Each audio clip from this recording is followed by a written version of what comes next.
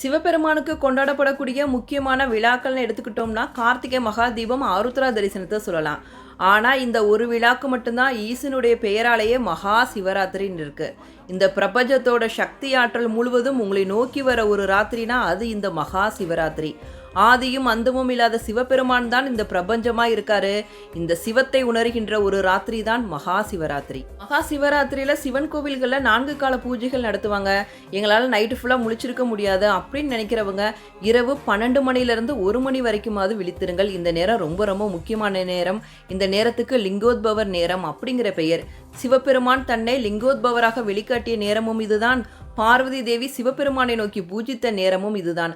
அது மட்டும் இல்லாம இந்த பிரபஞ்சத்தோட மொத்த சக்தி ஆற்றலும் இந்த பூமியை நோக்கி வரும் நேரமும் இந்த நேரம்தான்.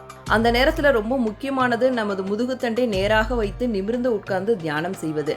அந்த 1 மணி நேரத்தை மட்டும் தவற விடாம இந்த மகா சிவராத்திரியில சிவனை நினைத்து தியானம் செய்யுங்க. இந்த 1 மணி நேரமும் உங்க முதுகுத்தண்டை நேராக வைத்து தியானம் செய்து சிவத்தை உணருங்கள். மகா சிவராத்திரியை கொண்டாடுங்கள். Feel the power of Shiva. Happy Maha Sivaratri.